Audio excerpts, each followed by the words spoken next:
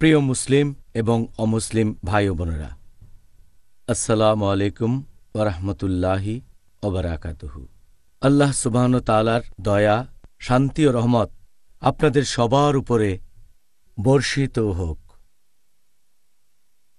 আমাদের অনুষ্ঠানে স্বাগতম।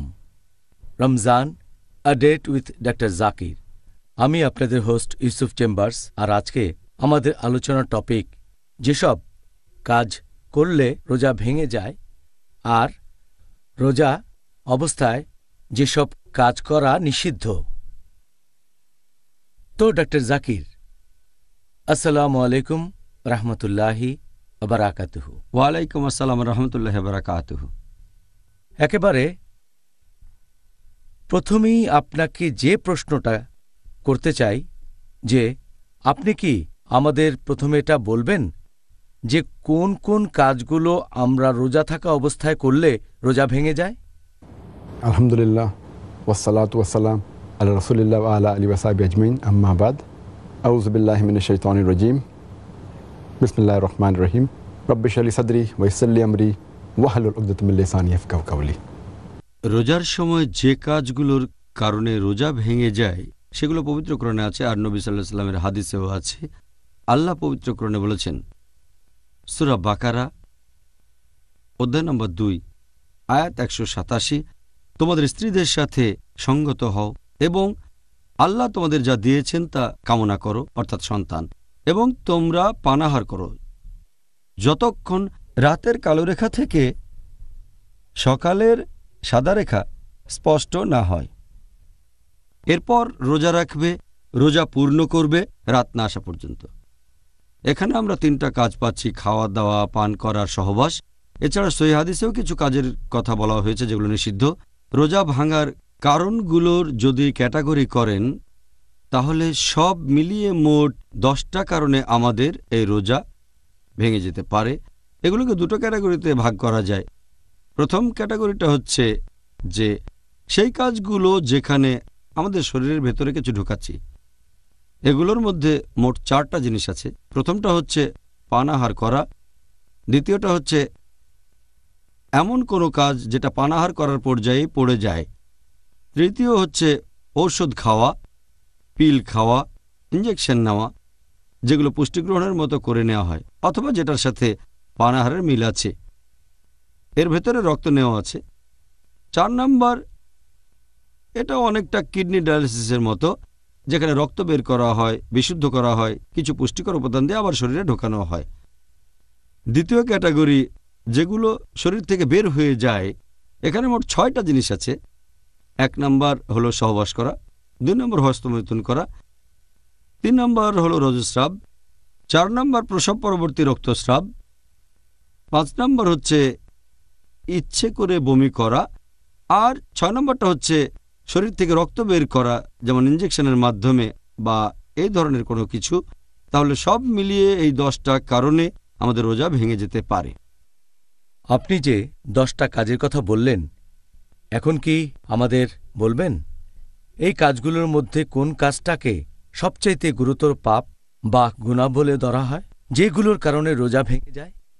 যে কাজটা এগুলোর মধ্যে সবচেয়ে গুনহার, সবচেয়ে খারাপ, যেগুলোর কারণে রোজা ভেঙে যায়, সবচেয়ে ভয়ঙ্কর যে কাজটা, সেটা হচ্ছে সহবাস করা। যখন যৌন সঙ্গম করবেন, যখন স্ত্রীর সাথে সহবাস করবেন, তখন এতে আপনার রোজা ভেঙে যাবে, সেখানে বীর্যপাত হোক বা না হোক। আর এজন্য অনুশোচনা করতে হবে। দিনের বাকি সময়টা রোজা রাখতে হবে, এই রোজাটা পরে রাখতে হবে, এবং এজন্য আপনাকে কাফফারাও দিতে হবে। সহিহ হাদিস অনুযায়ী আমাদের প্রিয় নবী বলেছেন, এটার উল্লেখ আছে সহিহ বুখারীতে, খণ্ড নম্বর 3, বুক অব ফাস্টিং, হাদিস নাম্বার 1936। একজন লোক নবীর কাছে এসে বলল, আমি ধ্বংস হয়ে গেছি, হে নবী, আমি ধ্বংস হয়ে গেছি। নবী জিজ্ঞেস করলেন, কি হয়েছে? লোকটা বলল, আমি রোজা থাকা অবস্থায় আমার স্ত্রীর সাথে সহবাস করেছি। তখন নবী বললেন, তুমি কোনো দাসকে মুক্ত করে দিতে পারো? লোকটা বলল, না, পারবো না। তখন নবী বললেন, তুমি কি একটানা 2 মাস রোজা রাখতে পারবে? তুমি কি একটানা 60 দিন রোজা রাখতে পারবে? লোকটা বলল, না, পারবো না। তখন নবী বললেন, তুমি কি ৬০ জন গরিব লোককে খাইয়ে দিতে পারবে? সে লোকটা বলল, না, তাও পারবো না। তারপর হাদিস আরো বলছে, এক কথায় এই হাদিস আমরা জানতে পারি যে কেউ যদি রোজা রেখে সহবাস করে এটা হচ্ছে একটা বড় গুনাহ। যেসব কাজে রোজা ভেঙে যায় তার মধ্যে এটা হচ্ছে সবচেয়ে মারাত্মক এবং বড় গুনাহ। আর যে লোক এই গুনাহ করবে সে সাথে সাথে আল্লাহ তাআলার কাছে তওবা করবে আর তার কাছে ক্ষমা চাইবে। সেদিনের বাকি রোজাও পালন করবে আর রমজান মাসের পরে একদিন সে এই রোজাটা রাখবে। এজন্য কাফারাও দিতে হবে। সেটা আমরা এই হাদিস থেকে জানতে পারি যে যদি পারে তাহলে একজন দাসকে মুক্ত করতে হবে। যদি দাস মুক্ত করার মতো টাকা না থাকে অথবা মুক্ত করার মতো কোনো দাস না থাকে তাহলে সে একটানা 2 মাস রোজা রাখবে। রোজা থাকবে 60 দিন। সে যদি এটাও করতে না পারে তাহলে 60 জন গরিব লোককে খাইয়ে দেবে। আর একজন লোকের জন্য এই 3টা অপশন দেওয়া হয়েছে, যেটা তার জরিমানা হিসেবে হবে, কাফফারা হিসেবে। তবে যদি কেউ প্রথমটা করতে পারে তাহলে অন্যগুলো করার দরকার নেই। প্রথমটা হচ্ছে কোনো দাসকে মুক্ত করা। যদি এটা করতে না পারে, যদি টাকা না থাকে অথবা কোনো দাস না থাকে, তাহলে পরের অপশনে যেতে পারে। তার মানে একটানা 60 দিন রোজা রাখতে হবে। যদি সে এই কাজটাও করতে না পারে, একটানা 60 দিন রোজা রাখতে না পারে, ধরেন সে কয়েকদিন রোজা রাখলো, তারপর একদিন ভেঙে ফেললো, তারপর আবার শুরু করতে হবে। তাকে রোজা রাখতে হবে একটানা 60 দিন। যদি তার এটার কোনো সামর্থ্য না থাকে তাহলে সে যেটা করতে পারে সেটা হচ্ছে 60 জন গরিব লোককে খাইয়ে দেবে। আর প্রত্যেক গরিব লোককে খাবার দিতে হবে আনুমানিক অর্ধেক সা। 1 সা মানে হচ্ছে আনুমানিক 2 হাতের 3 মুঠো পরিমাণ।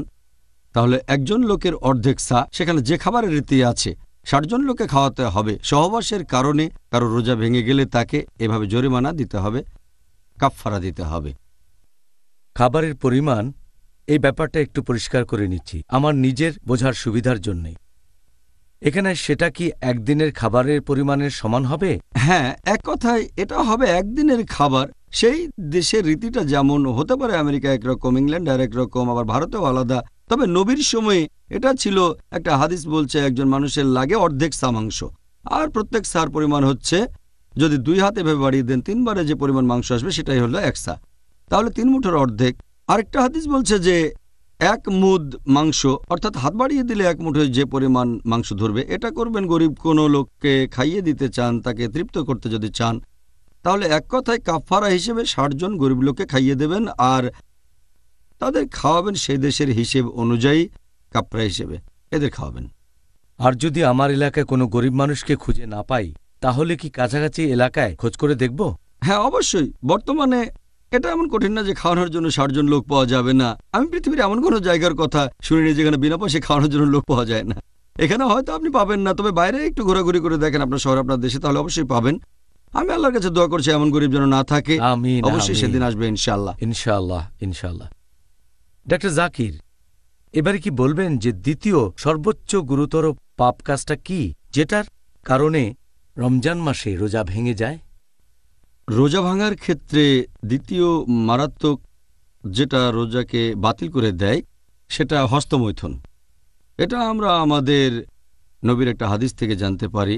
এটার উল্লেখ আছে সহিহ বুখারীতে, খণ্ড নম্বর 3, বুক অব ফাস্টিং, হাদিস নাম্বার 1894। আমাদের নবী বলেছেন যে আল্লাহ সুবহানাহু ওয়া তাআলা বলেছেন যে আদম সন্তানেরা যেসব কাজ করে সেগুলো নিজের জন্য, শুধু রোজা বাদে, রোজা আমার জন্য, আমি তাকে পুরস্কার দেব। এরপর আরও বলা হয়েছে যে যে লোক বিরত থাকে, সংযত থাকে খাওয়া থেকে, পানীয় থেকে আর তার আকাঙ্ক্ষা থেকে আমার খাতিরে, আল্লাহ বলেছেন যে বিরত থাকে পানাহার এবং নিজস্ব আকাঙ্ক্ষা থেকে আমার খাতিরে। এই আকাঙ্ক্ষা আপনারাও বুঝতে পারছেন, এর মধ্যে হস্তমৈথুনও আছে। তাহলে কেউ যদি হস্তমৈথুন করে বা বীর্যস্খলন করে, যদি স্ত্রী সংস্পর্শে এসে উত্তেজিত হয়ে পড়ে অথবা অন্য কোনো কারণে কোনো মহিলাকে দেখে তার বীর্যস্খলন হয়, তখন তার রোজা বাতিল হয়ে যাবে। সে আল্লাহ তাআলার কাছে তওবা করবে, বাকি সময়টা রোজা রাখবে। আর রমজান মাস শেষ হয়ে গেলে এই রোজাটা তাকে আবারও রাখতে হবে। তবে এখানে কাফফারা দিতে হবে না, জরিমানা দিতে হবে না। কাফারা দিতে হবে শুধু সহবাসের ক্ষেত্রে। যেহেতু এখানে সহবাস করেনি, তাই কাফারা দিতে হবে না। অনুশোচনা করে বাকি সময়টা রোজা রাখবে, পরে আবার রোজা রাখবে। তবে এই সময়ে যদি কোনো লোকের শুধুমাত্র মাদি নির্গত হয়, ফ্লুইড, তাহলে তার রোজা ভাঙবে না। একই ব্যাপার প্রোস্টেটিক ফ্লুইডের ব্যাপারে। মাদি, যদি এই মাদি বের হয়, মানে প্রস্রাবের পরে যে ফ্লুইড বের হয়, তাহলে তার রোজা ভাঙবে না। এরকম হলে তাকে শুধু গোপনাঙ্গ ধুয়ে ফেলতে হবে, অজু করতে হবে, তার রোজাটা ভেঙে যাবে না, সে পুরো সময়টা রোজা থাকতে পারবে। আমার মনে হয় এই ব্যাপারটা জানা পশ্চিমা দেশের অনেকের জন্যই খুব উপকারী হবে। আল্লাহ আমাদের রক্ষা করুন, আমরা যেন আমিন। আকাঙ্ক্ষাকে নিয়ন্ত্রণ করতে পারি ইনশাআল্লাহ। তাহলে ভাই ও বোনেরা, ইনশাআল্লাহ দেখা হবে বিরতির পর। প্রিয় মুসলিম এবং অমুসলিম ভাই ও বোনেরা, আসসালামু আলাইকুম ও রাহমাতুল্লাহি ওয়া বারাকাতুহু। এই অনুষ্ঠানে আবারও স্বাগতম, Ramzan a date with doctor Zakir. আমি আপনাদের হোস্ট ইউসুফ চেম্বার্স। আর আজকে আমাদের আলোচনার টপিক, যেসব কাজে রোজা বাতিল হয়ে যায়। ডক্টর জাকির, এই প্রশ্নটা প্রথমবার শুনে অনেক সহজ মনে হলেও আসলে কিন্তু সেরকম নয়। কোনো কিছু খেলে বা পান করলে কি রোজা ভেঙে যাবে? এটাকে কি গুরুতর পাপ বলে ধরা যেতে পারে? রোজা রেখে যদি ইচ্ছাকৃতভাবে পানাহার করেন, তাহলে সেটা বড় গুনাহ। রোজা রেখে কেউ ইচ্ছাকৃতভাবে খাওয়া দাওয়া করলে সেটা একটা বড় গুনাহ। তখন তাকে আল্লাহ তাআলার কাছে তওবা করতে হবে, আর রমজানের পরে জরিমানা হিসেবে তাকে রোজাটা রাখতে হবে। যদি এই খাবারটা মুখ দিয়ে নেওয়া হয়, তাহলে রোজা ভেঙে যাবে, অথবা যদি নাক দিয়ে কোনো লিকুইড ভেতরে যায়, তাহলেও রোজাটা তার ভেঙে যাবে। নবী সাল্লাল্লাহু আলাইহি ওয়াসাল্লামের একটা হাদিসে কথা বলছে, এটার উল্লেখ আছে সুনান আবু দাউদ, খণ্ড নম্বর 2, বুক অব ফাস্টিং, হাদিস নাম্বার 2360। আমাদের নবী বলেছেন যে তোমরা যখন অজু করবে, তখন নাকের ভেতরে বেশি পরিমাণে পানি নেবে, শুধু রোজার সময়টা বাদে। এ থেকেই বুঝতে পারছি নাকে বেশি পানি দেওয়া হলে যদি গলায় চলে যায়, তারপর চলে যায় পেটে, তাহলে রোজাটা ভেঙে যাবে। তাহলে নাক দিয়ে কোনো লিকুইড ভেতরে ঢুকলে সেটা পেটে চলে যাবে, গলার ভেতর দিয়ে, এরকম হলেও রোজা ভেঙে যাবে।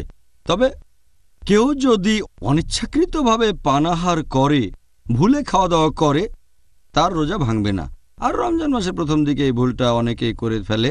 লোকজন অনেক সময় ভুল করে পানি খেয়ে ফেলে, আবার খাবারও খেয়ে ফেলে। তাহলে প্রথম কয়েকটা দিন লোকজনের এরকম হতে পারে যে মনের ভুলে খাবার খেয়ে ফেললো, অথবা হয়তো পানিও খেয়ে ফেললো। এখন কেউ অনিচ্ছাকৃতভাবে অথবা ধরুন ভুলে গিয়ে যদি কিছু খায় বা পান করে, তার রোজা ভাঙবে না। আমাদের নবীর একটা সহিহ হাদিসও এই কথা বলছে। এটার উল্লেখ করা হয়েছে সহিহ বুখারীতে, খণ্ড নম্বর 3, বুক অব ফাস্টিং, হাদিস নম্বর 1933। আমাদের প্রিয় নবী বলেছেন যে যদি কোনো লোক অনিচ্ছাকৃতভাবে পানাহার করে, সে রোজাটা সম্পূর্ণ করবে। সে যা খেয়েছে বা পান করেছে সেটা আল্লাহ তাআলার তরফ থেকে। আমাদের নবী মুহাম্মদ সাল্লাল্লাহু আলাইহি ওয়াসাল্লাম আরও বলেছেন, এটার উল্লেখ আছে ইবনে মাজাহ, খণ্ড নম্বর 3, হাদিস নাম্বার 2043, এছাড়াও 2045। আমাদের প্রিয় নবী বলেছেন যে আল্লাহ সুবহানাহু ওয়া তাআলা আমার উম্মাকে ক্ষমা করে দেবেন যদি তারা ভুলে যায়, ভুল করে, অথবা যদি জোর করে কিছু করানো হয়। যদি কেউ ভুল করে কিছু করে বা মনে না থাকে অথবা নিরুপায় হয়ে, আল্লাহ তাকে ক্ষমা করবেন। শুধু ইচ্ছাকৃতভাবে খাওয়া দাওয়া করলেই রোজা ভেঙে যাবে, আর সেটা বড় গুনাহ। আল্লাহ আমাদের অনেক দয়া করেছেন, আলহামদুলিল্লাহ। ডক্টর জাকির, রোজা অবস্থায় একজন লোকই রক্ত গ্রহণ করতে পারে, অথবা কোনো ইনজেকশন নিতে পারে যেটাতে তার শরীর পুষ্টি গ্রহণ করবে? এটার কি অনুমতি আছে? শরীরে রক্ত নেয়ার কথা যদি বলেন, এই কাজটা পুষ্টি গ্রহণের ক্যাটাগরিতেই পড়বে। এখানে শরীরের ভেতরে রক্ত প্রবেশ করানো হয়, এজন্য এটাকে পুষ্টি গ্রহণের ক্যাটাগরিতে ধরা হয়। এটা তো অনেকটা খাবারের মতোই, কারণ খাবারটা প্রথমে পাকস্থলীতে যায়, তারপর রক্তে মিশে উপাদানগুলো রক্তের সাথে মিশে যায়। তাহলে শরীরে রক্ত প্রবেশ করাতে গেলে সেটাকে খাবার বা পানীয় গ্রহণ করার মতো বলে ধরে নেওয়া হয়, এতে রোজা ভেঙে যায়। একইভাবে যদি নাকের মাধ্যমে রাইস টিউব দিয়ে খাবার দেন, তাহলে রোজা ভেঙে যাবে। এভাবে কিছু খাওয়ানো হলে রোজা ভেঙে যাবে। অথবা যদি ইনজেকশন নেন, এটা অনেকটা পুষ্টি গ্রহণের মতো, এক্ষেত্রেও তার রোজা ভেঙে যাবে। এমনকি কিডনি ডায়ালিসিস, এ ব্যাপারে আগে বলেছি যে আপনি কিডনি থেকে রক্ত নিলেন, সেটা বিশুদ্ধ করে তাতে বিভিন্ন উপাদান মেশালেন, তারপর রক্ত শরীরে প্রবেশ করালেন, এমন হলেও রোজা ভেঙে যাবে। যে কোনো ধরনের ইনজেকশন, হোক ভেইনে অথবা হোক মাসলে অথবা অন্য কোথাও, পুষ্টি গ্রহণের কিছু না থাকলে ঠিক আছে, কিন্তু পুষ্টি গ্রহণের মতো কিছু থাকলে রোজা ভেঙে যাবে। যদি এটা শুধু চিকিৎসার জন্য হয়, পুষ্টি গ্রহণ না হয়, তাহলে তার রোজাটা ভাঙবে না, সে তখন রোজা রাখতে পারবে। আমি শিওর এই উত্তর দেওয়ার সময় আপনি শরীরের ডাক্তারি আর আত্মার ডাক্তারি এই দুই অভিজ্ঞতাকেই ভালোভাবে কাজে লাগিয়েছেন। আমরাও জানতে পারলাম। এবারে এই একই টাইপের আরেকটা প্রশ্ন, তবে এখানে প্রশ্নটা হলো এরকম, একজন লোক দান করতে পারবে কিনা তার নিজের শরীর থেকে, যেমন ধরেন রক্ত দান করা, রোজা অবস্থায় কি এটার অনুমতি আছে? যখন কেউ রক্তদান করে এটা অনেকটা কাপিং এর মতো। কাপিং মানে শরীর থেকে রক্ত বের করা, বাইরে রক্ত বের করা হয় সাকিং বা কাপিং এর মাধ্যমে, এটা অনেকটা একরকম। এই রক্ত দান করার ব্যাপারে বিশেষজ্ঞগণের মতভেদ আছে যে রক্তদান করা যাবে কিনা, রোজা থাকা অবস্থায় কাপিং করা যাবে কিনা, এটা করার অনুমতি আছে কিনা। একটা হাদিস এটার উল্লেখ আছে সুনান আবু দাউদ খণ্ড নম্বর 2 বুক অব ফাস্টিং, হাদিস নম্বর 2364। আমাদের প্রিয় নবী মুহাম্মদ সাল্লাল্লাহু আলাইহি ওয়াসাল্লাম বলেছেন, যদি কেউ কাপিং করে বা কাপিং হয় তার রোজা ভেঙে যায়। যদি কেউ কাপিং করে অথবা কাউকে কাপিং করা হয়, রোজা ভেঙে যাবে। তবে আরও একটা হাদিস আছে সহিহ বুখারীতে খণ্ড নম্বর 3 বুক অব ফাস্টিং, হাদিস নম্বর 1938। সেখানে বলা হয়েছে যে রোজা থাকা অবস্থায় মুহাম্মদ সাল্লাল্লাহু আলাইহি ওয়াসাল্লামের কাপিং করা হয়েছিল। এই দুটো হাদিসের কারণে বিশেষজ্ঞগণের ভেতরে মতভেদ আছে। একদল বিশেষজ্ঞ বলেন যে যেহেতু মুহাম্মদ সাল্লাল্লাহু আলাইহি ওয়াসাল্লাম আমাদের নির্দেশ দিয়েছেন যে কাউকে যদি কাপিং করা হয় আর যে কাপিং করবে তাদের রোজা ভেঙে যাবে। কাপিং এটা নিষিদ্ধ, রক্তদান নিষিদ্ধ। পরের হাদিসটা হচ্ছে একটা কাজ, প্রথম হাদিসটা একটা নির্দেশ। যখন নির্দেশ আর কাজ এইভাবে আসবে তখন নির্দেশের গুরুত্বটাই বেশি। এর উপর ভিত্তি করে একদল বিশেষজ্ঞ বলেন যে রক্তদান করা হারাম। এসব বিশেষজ্ঞগণের মধ্যে আছেন ইমাম আহমদ ইবনে হাম্বল। এরপর শেখ বিন বাজ বলেন কাপিং এবং রক্তদান হারাম। বিখ্যাত বিশেষজ্ঞ শেখ উতাইমি বলেন যে এটা হারাম। শেখ সালেহ ফাওজান এবং শেখ জিবরিন, এই বিশেষজ্ঞগণ বলেছেন কাপিং হারাম। শেখ জিবরিন বলেছেন যে কাউকে রক্ত দান করা কাপিংয়ের মতোই, সেজন্য এটা হারাম। কিন্তু যদি কারো জীবন বাঁচাতে রক্ত দান করেন এর অনুমতি আছে, তারপরেও রোজা ভেঙে যাবে আর এই রোজা তাকে পরে রাখতে হবে। আরও একদল বিশেষজ্ঞ আছেন যেমন শেখ নাসিরুদ্দিন আলবানী, তিনি বলেছেন যে আবু দাউদের এই প্রথম হাদিসটা রদ করা হয়েছে সহিহ বুখারীর হাদিসটার মাধ্যমে, সেজন্য কাপিংয়ের অনুমতি আছে, রক্তদানের অনুমতি আছে। এই বিশেষজ্ঞগণের মতে রোজা থাকা অবস্থায় রক্তদান বা কাপিংয়ের অনুমতি আছে, এতেও রোজা ভাঙবে না, বলছেন শেখ নাসিরুদ্দিন আলবানী। এরপর আছেন একজন সাহাবী আনাস ইবনে মালিক রাদিয়াল্লাহু আনহু, তারপর হযরত আয়েশা রাদিয়াল্লাহু আনহা, তারপর আছেন ইমাম মালিক, তারপর ইমাম শাফি। তাহলে এই দলেও অনেক বিশেষজ্ঞ আছেন যারা বলেন যে রক্তদান করলে রোজা ভেঙে যায় না। এছাড়াও আবার অনেক বিশেষজ্ঞ বলেন এটা মাকরু। আবার অনেক বিশেষজ্ঞ বলেন যেহেতু আমাদের মধ্যে অনেক মতভেদ, তাই রোজা অবস্থায় রক্ত না দেয় ভালো, দিতে চাইলে সূর্য ডুবার পরে। এভাবে রক্তদানের ব্যাপারে বিশেষজ্ঞগণের অনেক মতভেদ আছে। কিন্তু অন্য জিনিসগুলোর কথা যদি বলেন, যেমন ধরেন যদি সামান্য রক্ত বের হয়ে যায় শরীরে কোথাও কেটে গেলে, তাহলে রোজা ভাঙবে না, এই ব্যাপারে মতভেদ নেই। অথবা যদি টেস্ট করার জন্য সামান্য রক্ত দেন, শরীর থেকে যদি কয়েক মিলিলিটার রক্ত দেন টেস্টের জন্য, তাহলে রোজা ভাঙবে না। অথবা কোথাও কেটে গিয়ে সামান্য রক্ত বের হলে রোজা ভাঙবে না।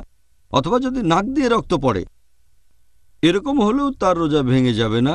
অথবা ধরেন ছোটখাটো অপারেশন যেখানে খুব সামান্য রক্তপাত হয়, তাহলে রোজা ভাঙবে না। যদি অনেক বেশি রক্তপাত হয়, ব্লাড সার্জারিতে যেটা অনেকখানি রক্তদানের মতো ব্যাপারে, এমন হলে রোজা ভেঙে যাবে। তাহলে যদি এই ধরনের কিছু হয়, যেমন টেস্টের জন্য রক্ত দিলেন, নাক দিয়ে রক্ত পড়ল বা সামান্য ক্ষত, এক্ষেত্রে সবাই একমত, সব বিশেষজ্ঞ বলেন এতে রোজা ভাঙবে না। এরকম কয়েকটা বিষয় নিয়ে রমজান মাসে মুসলিমদের মধ্যে প্রায়ই আলোচনা হয়। আজকে আমরা এরকম বেশ কয়েকটা প্রশ্নের উত্তর দিলাম। আশা করি দর্শকরা সবাই উপকৃত হবেন। এখন ধরেন একজন লোক বমি করল ইচ্ছাকৃতভাবে বা অনিচ্ছাকৃতভাবে, এখানে নিয়মটা কি একই রকম? বমি করলে রোজা ভাঙবে নাকি ভাঙবে না? যদি বমির কথা বলেন, আমাদের প্রিয় নবী মুহাম্মদ সাল্লাল্লাহু আলাইহি ওয়াসাল্লাম বলেছেন, এটা একটা সহিহ হাদিস, এর উল্লেখ আছে তিরমিজিতে, বুক অব ফাস্টিং, হাদিস নাম্বার 720। আমাদের নবী বলেছেন যে যদি কেউ অনিচ্ছাকৃতভাবে বমি করে তাহলে তার রোজা ভেঙে যাবে না, কিন্তু যদি কেউ ইচ্ছাকৃতভাবে বমি করে, ইচ্ছা করে বমি করে, তাহলে তার রোজা ভেঙে যাবে। এ হাদিস আরও এক জায়গায় আছে সুনান আবু দাউদ, খণ্ড নম্বর 2, বুক অব ফাস্টিং, হাদিস নাম্বার 2374। আমাদের প্রিয় নবী বলেছেন যদি কেউ হঠাৎ করে বমি করে, মানে অনিচ্ছাকৃতভাবে হঠাৎ করে, তাকে সেজন্য জরিমানা দিতে হবে না, তার মানে রোজা ভাঙবে না, তারপরে তাকে রোজা রাখতে হবে না। কেউ যদি বমি করে ইচ্ছাকৃতভাবে, তাকে জরিমানা দিতে হবে, তার মানে এই রোজা তাকে পরে রাখতে হবে। তাহলে যদি কেউ বমি করে অনিচ্ছাকৃতভাবে, তখন তার রোজা ভেঙে যাবে না, সে রোজা থাকতে পারবে। তবে কেউ যদি বমি করে ইচ্ছা করে, যদি গলার ভেতরে আঙ্গুল দিয়ে বমি করে, অথবা পেটে চাপ দিয়ে বমি করে, অথবা এমন কিছুর ঘ্রাণ নেয় যেটাতে দুর্গন্ধ আছে, এভাবে ঘ্রাণ নিতে নিতে বমি করে, অথবা এমন কিছু দেখে যেটা খুবই অপ্রীতিকর আর সেটা দেখতে দেখতে বমি করে ফেলে, এই সবগুলোই হচ্ছে ইচ্ছাকৃতভাবে বমি করা। ইচ্ছে করে বমি করলে পরে আপনাকে সে রোজা রাখতে হবে। আবার যদি অনিচ্ছাকৃতভাবে আপনার বমি বের হয়ে আসে আর সেটা ভেতরে ঢুকিয়ে ফেলেন, তাহলে রোজা ভেঙে যাবে। যদি বমি আসতে থাকে অনিচ্ছাকৃতভাবে, তাহলে সেটা বের করে দেন, চেপে রাখবেন না, এমন হলে রোজা ভাঙবে না। কিন্তু যদি বের হওয়ার পর আবার ভেতরে ঢুকিয়ে ফেলেন, তাহলে আপনার রোজা ভেঙে যাবে। হ্যাঁ, রোজা ভেঙে যাবে যদি আপনি বমিটা গিলে ফেলেন। অনিচ্ছাকৃতভাবে বমি আসলে সেটা বের করে দেন, আপনার রোজা ভাঙবে না। আচ্ছা, সুন্দর, আপনাকে অনেক ধন্যবাদ। আমি নিশ্চিত অনেকের সন্দেহ দূর হয়েছে। তাহলে ভাই ও বোনেরা, ইনশাল্লাহ দেখা হবে বিরতির পর। প্রিয় মুসলিম এবং অমুসলিম ভাই ও বোনেরা, আসসালামু আলাইকুম ও রাহমাতুল্লাহি ওয়া বারাকাতুহু। এই অনুষ্ঠানে আবারও স্বাগতম, Ramzan a date with doctor Zakir. আমি আপনাদের হোস্ট ইউসুফ চেম্বার্স। আর আজকে আমাদের আলোচনার টপিক, যেসব কাজে রোজা বাতিল হয়ে যায়। ডক্টর জাকির, এবারে মনে করেন এমন একজন মহিলা যার রক্তস্রাব চলছে, অর্থাৎ পিরিয়ড। এই সময়টাতে মহিলাদেরকে নামাজ আদায় করা থেকে অব্যাহতি দেয়া হয়েছে, আর এই নামাজগুলো তাকে পরে আদায় করতে হবে না। সেটা আমরা এই অনুষ্ঠানের গত পর্বে জানতে পেরেছি। এখন রোজা রাখার ক্ষেত্রে যে নিয়মটা কি, সেটা কি একই রকম? যদি রোজা রাখার কথা বলতে হয়, সে সময় যদি কোনো মহিলার রজস্রাব শুরু হয়, হাদিস অনুযায়ী এটার উল্লেখ আছে সহিহ বুখারীতে, খণ্ড নম্বর 3, বুক অব ফাস্টিং, হাদিস নম্বর 1951। হযরত আয়েশা রাদিয়াল্লাহু আনহা, নবী মুহাম্মদ সাল্লাল্লাহু আলাইহি ওয়াসাল্লামের স্ত্রী, তিনি বলেছেন, তাকে প্রশ্ন করা হয়েছিল যে রজস্রাব হলে তাকে কি পরে এই রোজাগুলো রাখতে হবে। এ ব্যাপারে তিনি বলেছেন যে কোনো মহিলা যদি রোজা রাখে আর তখন যদি তার রজস্রাব শুরু হয়ে যায় রমজান মাসে, যদি সে তখন রোজা থাকে আর রজস্রাব শুরু হয়ে যায়, এক্ষেত্রে নবী বলেছেন যে রোজাটা পরে রাখতে হবে। তবে নামাজের ক্ষেত্রে তিনি এই কথা বলেননি। তাহলে নবী সাল্লাল্লাহু আলাইহি ওয়াসাল্লামের এই হাদিস অনুযায়ী, যেটার বর্ণনা দিয়েছেন তার স্ত্রী হযরত আয়েশা রাদিয়াল্লাহু আনহা, এখানে নামাজ পরবর্তীতে আদায়ের কথা বলা হয়নি, তবে রোজা পরবর্তীতে রাখার কথা বলা হয়েছে। যদি কোনো মহিলার রজস্রাব হয় অথবা প্রসব পরবর্তী রক্তপাত, তখন সে রোজা রাখতে পারবে না, রোজাটা ভেঙে যাবে। যদি এটা শুরু হয় দিনের মাঝামাঝি, রোজা ভেঙে ফেলতে হবে।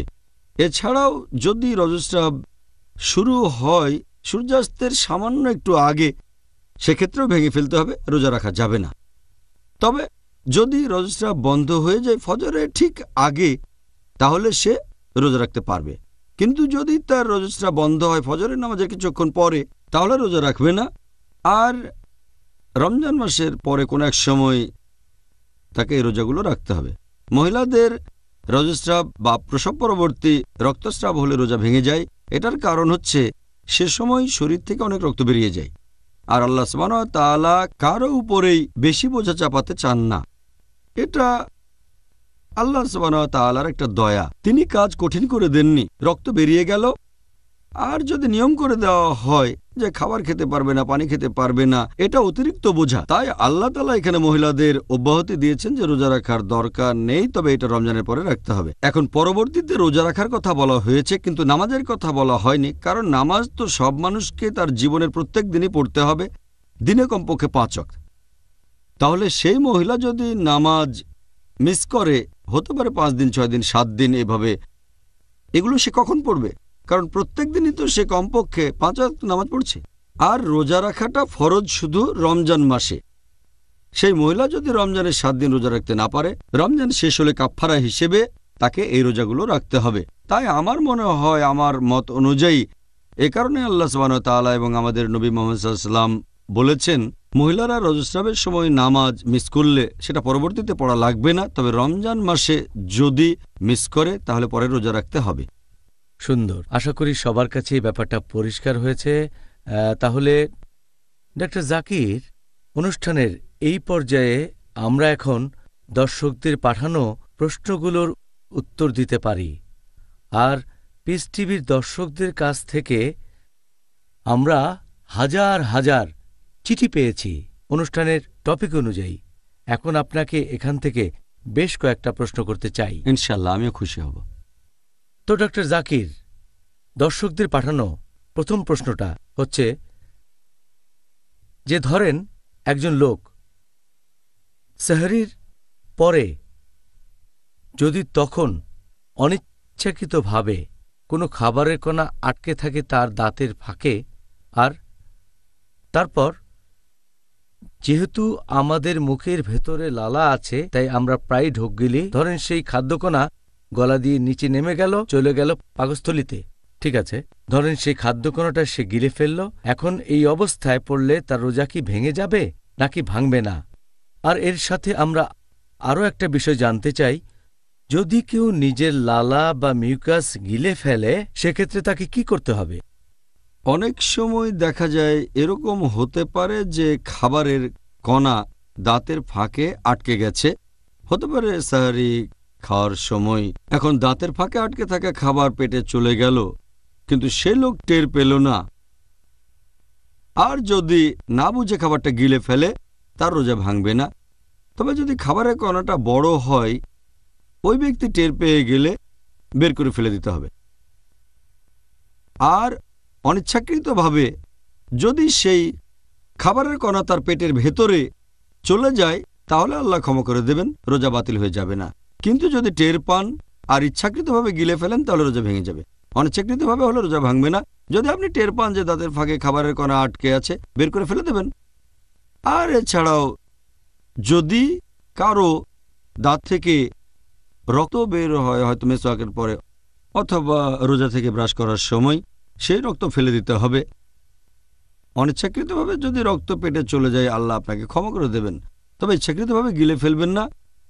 এবার আপনার দ্বিতীয় প্রশ্নের অংশটা নিয়ে বলি। তার মানে মিউকাসের ব্যাপারে মাথা থেকে আসতে পারে প্যারানেজাল সাইনাস দিয়ে, অথবা নাক দিয়ে, অথবা গলা খাকারি দিলে মুখের ভেতরে যে লালা চলে আসে, সেটা যদি গলার ভেতরে পাকস্থলিতে চলে যায়, মুখের সামনে আসে না, এটা খুবই স্বাভাবিক ব্যাপার। অনেক মানুষেরই এমন হয়, মিউকাস বা লালা গলার ভেতরে আটকে থাকে, তারপর কোনো এক সময় পাকস্থলিতে চলে যায়। এতে কোনো সমস্যা নেই, এতে রোজা ভেঙে যায় না, কারণ এটা ন্যাচারাল প্রসেস। কিন্তু সেটা যদি মুখে চলে আসে, তাহলে বাইরে ফেলে দেবেন। যদি মিউকাস বা লালা মুখে চলে আসে, ফেলে দেবেন। অনিচ্ছাকৃতভাবে মুখে আসার পর গিলে ফেললে আল্লাহ আপনাকে ক্ষমা করবেন, তবে ইচ্ছাকৃতভাবে গিলা যাবে না। আচ্ছা, এবারের প্রশ্নকারী, ইনি পেশায় একজন ইঞ্জিনিয়ার, আর তিনি আসলে জানতে চাচ্ছেন যে পবিত্র রমজান মাসে কেউ যদি বিয়ে করে, তাহলে সেই বিয়ের অনুমতি আছে কিনা? রমজান মাসে বিয়ে করার কথা যদি বলতে হয়, পবিত্র কোরআনে বা সহিহ হাদিসের কোথাও কথা বলা হয়নি যে রমজান মাসে বিয়ে করা যাবে না। একজন ব্যক্তি বিয়ে করতে পারে বছরের যে কোনো সময়, তবে এই রমজান মাসে আমরা নিজেদের সংযত রাখি খাওয়া দাওয়া, পানীয় এবং স্ত্রী সহবাস করা থেকে। এটা নির্ভর করবে তাদের উপরেই। যারা রমজান মাসে বিয়ে করছে তাদের তখন কি করতে হবে? দিনের বেলায় নিজেদের আকাঙ্ক্ষাকে দমিয়ে রাখতে হবে, সূর্য ওঠা থেকে শুরু করে সূর্যাস্ত পর্যন্ত নিজেদের সংযত রাখতে হবে। আর এটাই পরীক্ষা। যদি সংযত থাকতে পারে সহবাস থেকে তাহলে বিয়ে করতেই পারে। তবে রমজান মাসে যদি কেউ বিয়ে করে নতুন স্ত্রী, তার সাথে সময় কাটাতে হবে। যদি মনে কোনো দ্বিধা থাকে তাহলে দেরি করে বিয়ে করাটাই তার জন্য ভালো হবে। রমজান মাসটা শেষ হলে রমজানের সময় সে আল্লাহ সুবহানাহু ওয়া তাআলাকে স্মরণ করবে। তবে এমনিতে রমজান মাসে বিয়ে করাটা হারাম না। এবারের প্রশ্ন যে ধরেন একজন মহিলা, সে কি এই রমজান মাসে পরীক্ষা করার জন্য গাইনোকোলজিস্টের কাছে যেতে পারবেন?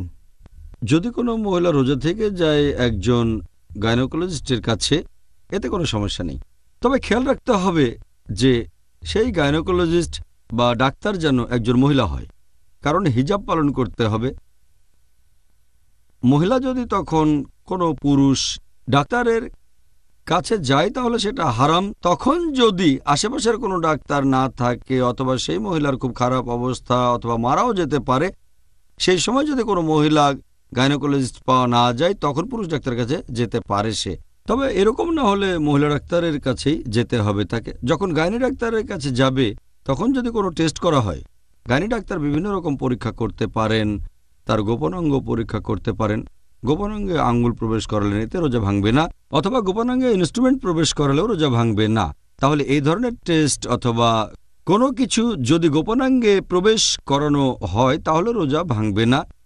তারপর সে গাইনি ডাক্তারের কাছে যাবে। তখন যদি কোনো টেস্ট করা হয়, তখন যদি জরায়ুর ভেতরে কোনো যন্ত্র প্রবেশ করানো হয় অথবা ক্যাথেটার দেয়া হলো, এসব কোনো কারণেই রোজা ভাঙবে না। এছাড়াও যদি তাকে গাইনি ডাক্তার পরীক্ষা করে থাকে, তার শরীরের ভেতরে কোনো যন্ত্রপাতি প্রবেশ করানো হয়, হয়তো ইউরিনাল প্যাসেজ দিয়ে, এসব টেস্টের কারণে রোজা ভেঙে যাবে না। কারণ এখানে ব্যাপারটা এমন না যে খাবার বা পুষ্টি শরীরের ভেতরে যাচ্ছে, আর খাবার বা পুষ্টি গোপনাঙ্গ দিয়ে গ্রহণ করানো যায় না, এটা আসলে অসম্ভব একটা ব্যাপার। তাই বিশেষজ্ঞগণ সবাই এ বিষয়ে একমত যে গাইনি ডাক্তারের কাছে যাওয়া যাবে, কিছু টেস্টও করাতে পারে, এতে রোজা ভেঙে যায় না। আশা করি এটা মুসলিম বন্ধুর জন্য যথেষ্ট উপকারী হবে। পরের প্রশ্ন, যদি কোনো লোক পেশার খাতিরে রিবা নেয় অথবা দেয়, যেটাকে এখানে দিনের ভাষায় বলা হয় ইন্টারেস্ট, তাহলে কি এমন যে তাদের রোজা কবুল করা হবে না? এখানে সুদ বা রিবার কথা যদি বলতে হয়, রিবা একটা বড় গুনাহ, এটা কবিরা গুনাহ। পবিত্র কোরআনে সব মিলিয়ে 8 জায়গায় রিবার কথা বলা হয়েছে। আল্লাহ এই কথা বলেছেন সূরা আল ইমরান অধ্যায় নম্বর 3 আয়াত নম্বর 130, সূরা নিসা অধ্যায় নম্বর 4 আয়াত 161। এরপর 3 বার আছে সূরা বাকারা অধ্যায় 2 আয়াত 275। এছাড়াও আছে সূরা বাকারা অধ্যায় 2 আয়াত 276। তারপর সূরা বাকারা অধ্যায় 2 আয়াত 278 ও 279-তে আছে। আমি এখানে শেষের দুটো বলছি, বিস্তারিত বলছি না। পবিত্র কোরআনে সূরা বাকারা অধ্যায় 2 আয়াত 278 ও 279, তোমরা তোমাদের সুদের যে বকেয়া আছে সেটা ছেড়ে দাও। যদি কেউ সুদের এই দাবিটা না ছাড়ে, রিবা এটা একটা আরবি শব্দ, তোমরা যদি তোমাদের সুদের এই দাবিটা ছেড়ে না দাও তবে আল্লাহ এবং রাসূলের সাথে যুদ্ধের জন্য প্রস্তুত হও। যদি কেউ রিবার সাথে জড়িত থাকে, ইন্টারেস্ট, সুদ, আল্লাহ এবং রাসূল তার বিরুদ্ধে যুদ্ধ ঘোষণা করবেন। এটা খুবই বড় গুনাহ। মদ খাওয়ার চেয়েও এটা বড় গুনাহ। এটা মাদকদ্রব্য সেবনের চেয়েও একটা বড় গুনাহ। কারণ যদি মদ খান, মাদকদ্রব্য নেন, শুকরের মাংস খান, এগুলো বড় গুনাহ, কিন্তু এজন্য আল্লাহ এবং রাসূল যুদ্ধ ঘোষণা করবেন না। যদি রিবার মধ্যে জড়িয়ে পড়েন, সুদ নেন বা সুদ দেন, সুদ দেয়া বা সুদ নেয়া, এ দুটোই বড় গুনাহ। যদি কেউ রিবায় জড়িত থাকে, এমনিতে এতে তার রোজা ভেঙে যাবে না। কারণ রোজা ভাঙা যে কারণগুলোর কথা বলেছি সব মিলিয়ে 10টার কথা, এর মধ্যে রিবা নেই। তবে বড় গুনাহ এটা। রিবা থেকে নিজেদের বিরত রাখবো, বিশেষ করে রমজান মাসে, কারণ এটা হলো ক্ষমার মাস, আশীর্বাদের মাস। এতে করে আপনার পুরস্কার শুধু কমে যাবে। তবে রিবার কারণে আপনার রোজা ভেঙে যাবে না, রোজা বাতিল হয়ে যাবে না, কিন্তু তার পুরস্কার কমে যাবে। আমাদের নবী মুহাম্মদ সাল্লাল্লাহু আলাইহি ওয়াসাল্লাম বলেছেন, এটা আছে সহিহ বুখারীতে খণ্ড নম্বর 3 বুক অব ফাস্টিং হাদিস নম্বর 1903। আমাদের প্রিয় নবী বলেছেন, কেউ যদি মিথ্যে কাজ আর মিথ্যে কথা থেকে বিরত না থাকে তাহলে তার পানাহার থেকে বিরত থাকাতে আল্লাহর কোনো প্রয়োজন নেই। যদি কোনো মানুষ বিরত না থাকে খারাপ কাজ থেকে, গুনার কাজ থেকে, হারাম কাজ থেকে, তার পানাহার থেকে বিরত থাকায় আল্লাহর কোনো প্রয়োজন নেই। রিবার সাথে জড়িত থাকলে তার রোজা থাকার পুরস্কার কমে যাবে, হয়তোবা সে কোনো পুরস্কার নাও পেতে পারে। সুবহানাল্লাহ, ব্যাপারটা বেশ সিরিয়াস তাই না? আর আমরা জানি যে দুর্ভাগ্যজনকভাবে অনেক মানুষ মনে করে যে এই ইন্টারেস্ট বা রিবা তাদের একটা অর্থনৈতিক নিরাপত্তা দিচ্ছে। দোয়া করি আল্লাহ যেন আমাদের রক্ষা করেন। তাহলে ভাই ও বোনেরা, ইনশাল্লাহ দেখা হবে বিরতির পর। প্রিয় মুসলিম এবং অমুসলিম ভাই ও বোনেরা, আসসালামু আলাইকুম ওয়া রাহমাতুল্লাহি ওয়া বারাকাতুহু। আমাদের অনুষ্ঠানে স্বাগতম। Ramzan a date with doctor Zakir. আমি আপনাদের হোস্ট ইউসুফ চেম্বার্স। আর আজকে আমাদের আলোচনার টপিক, যেসব কাজে রোজা বাতিল হয়ে যায়। ডক্টর জাকির, পরের প্রশ্ন দর্শকদের কাছ থেকে, যদি কোনো লোক হঠাৎ করে অজ্ঞান হয়ে পড়ে বেশ কয়েক ঘন্টার জন্য, তাহলে কি রোজা ভেঙে যাবে? কেউ যদি অজ্ঞান হয়ে যায়, সেটা সামান্য সময়ের জন্য হলে রোজা ভাঙবে না। এ ব্যাপারে বিশেষজ্ঞগণ সবাই একমত, তাদের মধ্যে কোনো মতভেদ নেই। যদি সে অচেতন অবস্থায় থাকে কয়েক ঘন্টা অথবা কয়েক মিনিট, রোজা রাখার সময়টার মধ্যে এতে রোজা ভাঙবে না। তবে যদি সে অজ্ঞান থাকে একেবারে ফজর থেকে ভোররাত থেকে সূর্যাস্ত পর্যন্ত, তাহলে তার রোজা ভেঙে যাবে। তাকে রমজান মাসের পরে আবার এই রোজাটা রাখতে হবে। আচ্ছা, তাহলে দিনের বেলায় কয়েক ঘন্টা অজ্ঞান থাকলে তার রোজা ভেঙে যাবে না। অনেক ধন্যবাদ। পরের প্রশ্ন, যদি কোনো লোক জীবন বাঁচানোর খাতিরে খাওয়া দাওয়া অথবা কিছু পান করতে বাধ্য হয়, তাহলে কি সেই রোজাটা তাকে পরে রাখতে হবে, নাকি সেই রোজাটাই কবুল করা হবে? যদি কেউ না পারে, হয়তো ক্ষুধায় মারা যাচ্ছে বা পিপাসায় মারা যাচ্ছে, রোজা অবস্থায় যদি নিজেকে মনে করে ক্ষুধার্ত তৃষ্ণার্ত, আর যদি মনে হয় তখন কিছু না খেলে, কোনো খাবার না খেলে, পানীয় পান না করলে হয়তো তার শরীরের ক্ষতি হয়ে যেতে পারে, যদি মনে করে জীবন হুমকির মুখে, হয়তো শরীরের অঙ্গ প্রত্যঙ্গ অকেজ হয়ে যেতে পারে, তখন যদি জীবন বাঁচাতে রোজা ভেঙে ফেলে, এটার অনুমতি আছে। আল্লাহ তাকে ক্ষমা করবেন। তবে রমজান মাসের পরে তাকে এই রোজাটা আবার রাখতে হবে। আর কারো যদি মনে হয় যে রোজা রাখাটা কঠিন, কারণ তাকে অনেক কাজ করতে হয়, যদি তার কঠিন লাগে, সে ক্ষুধার্ত হয়ে যায়, এরকম অবস্থায় রোজা ভেঙে ফেলা একটা গুনাহ। তবে যদি তার জীবন বিপন্ন থাকে, তারপর রোজা ভেঙে ফেলে, আল্লাহ ক্ষমা করবেন, এই রোজা তাকে পরে রাখতে হবে।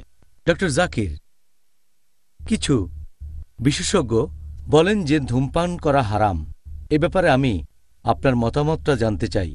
আর ধূমপান করলে কি আমাদের রোজা ভেঙে যাবে?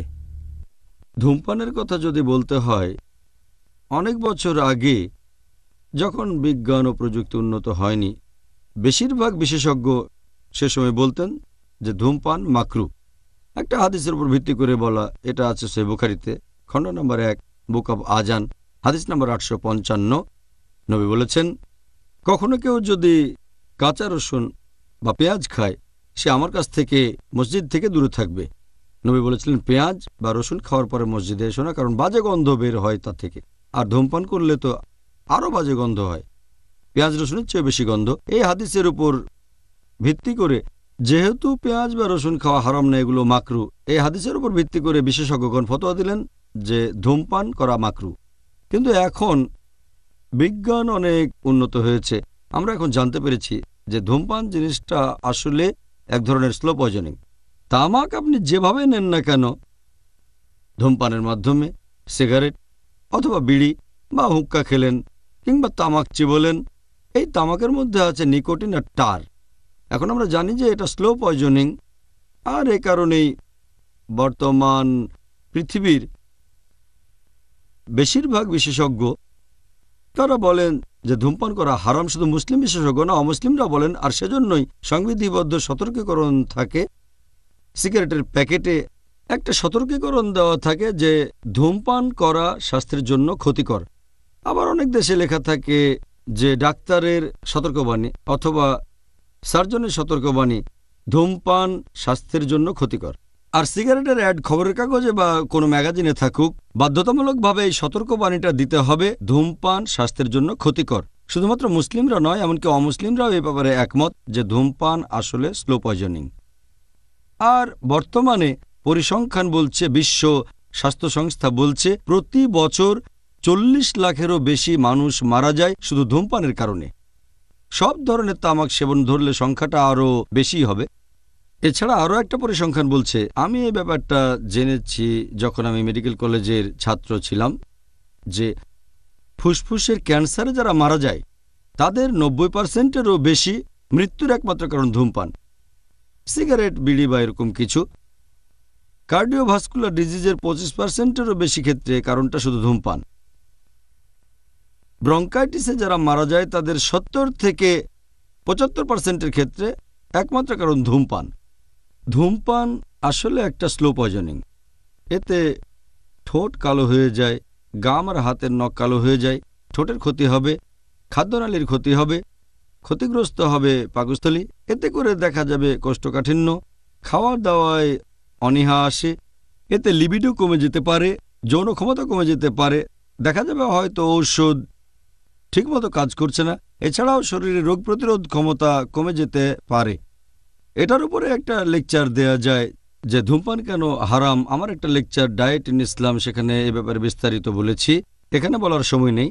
তবে বিভিন্ন রিসার্চের উপর নির্ভর করে 400-রও বেশি এ বিষয়ে ফতোয়া দিয়েছেন বিভিন্ন বিশেষজ্ঞগণ। তারা বলেছেন যে ধূমপান করা হারাম, তামাক সেবন করাটাই হারাম।